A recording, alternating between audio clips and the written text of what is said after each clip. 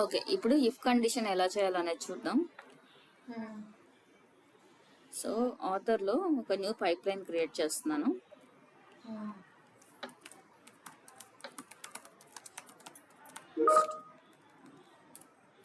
Okay,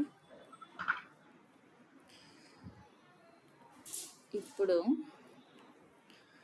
iteration and కండిషనల్లో if condition తీసుకున్నా. ఈ if కండిషన్లో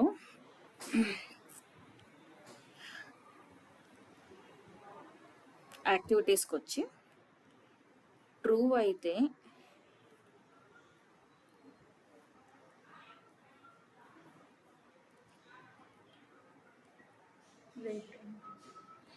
ఒక వెయిట్ యాక్టివిటీ తీసుకుంటున్నాను. దానికి వెయిట్ 1 అని నేమ్ అలాగే ఉంచేస్తున్నా. మళ్ళీ ఐటరేషన్కి వెళ్తున్నాను. ఫాల్స్ అయితే మళ్ళీ ఇంకొక వెయిట్ యాక్టివిటీ తీసుకున్నాను. ఓకే, సో ఇప్పుడు ఐటరేషన్కి వెళ్ళి ఒకసారి యాక్టివిటీస్లో చూస్తే వెయిట్ 1 వెయిట్ 2, ఈ వెయిట్ 1 వెయిట్ 2కి ఇది ఇవ్వాలి కదా, మర్చిపోయాను. వెయిట్ టైం ఇవ్వాలి కదా సెట్టింగ్లో. వెయిట్ టైం ఇన్ సెకండ్స్, ఇది ఒక 5 seconds ఇస్తున్నాను వెయిట్ 1 యాక్టివిటీకి. ఓకే, వెయిట్ 2 యాక్టివిటీకి వచ్చేసి ఇదొక 10 seconds ఇస్తున్నా. ఓకే, మళ్ళీ ఐటరేషన్కి వచ్చేసి ఇప్పుడు కండిషన్ ఇస్తున్నా. యాక్టివిటీలోకి వచ్చి ఇక్కడ కండిషన్లో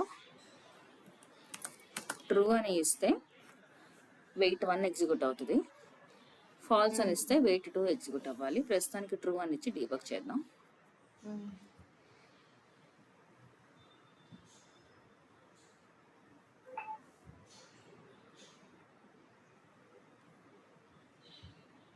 సో ట్రూ అని ఇస్తే వెయిట్ 1 ఎగ్జిక్యూట్ అయింది. ఇప్పుడు ఫాల్స్ అని ఇచ్చి చూద్దాం.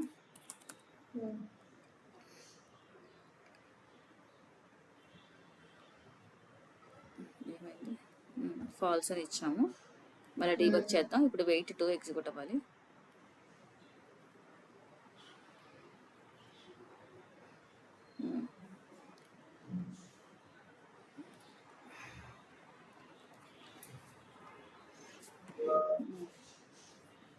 వెయిట్ 11 seconds ఎగ్జిక్యూట్ అయింది.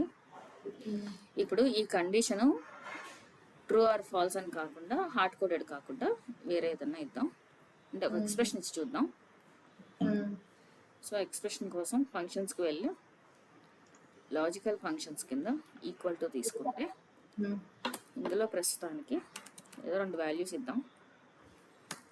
1 అని ఇద్దాం. Check whether both values expressions or objects are equivalent. ఇక్కడ దాని డిస్క్రిప్షన్ చూపిస్తుంది. ఓకే అని ఇస్తున్నాను. ఇప్పుడు ఈ కండిషన్ రాంగ్ కాబట్టి వెయిట్ 2 అనే యాక్టివిటీ రన్ అవ్వాలి.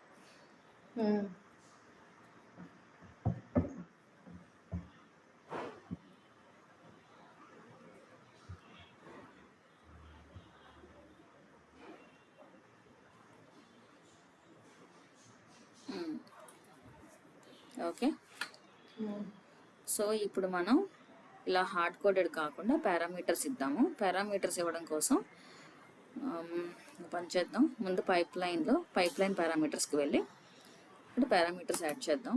P1 అన్ను, P2 స్ట్రింగ్ ఉంచేస్తున్నాను. డేటా టైపు వేణు అని ఇస్తున్నాను. ఓకే, ఇప్పుడు ఇఫ్ కండిషన్కి వెళ్ళి ఇక్కడ వేణు ప్లేస్లో P1 అన్ను ప్లేస్లో P2 ఇలా ఇచ్చి ఓకే కొడితే ఇప్పుడు కండిషన్ రాంగ్ కాబట్టి వెయిట్ 2 అనే యాక్టివిటీ రన్ అవ్వాలి.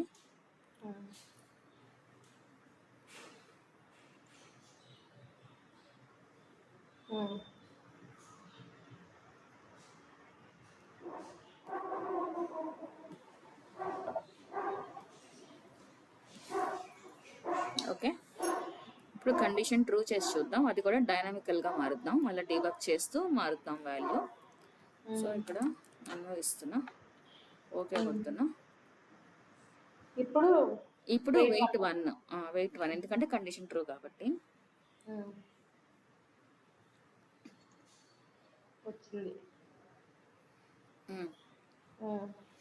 Okay, so this is fine, అంతే కదా. ఇప్పుడు మనం ఇంకొక ఓకే ఇది స్టాప్ చేస్తున్నాను.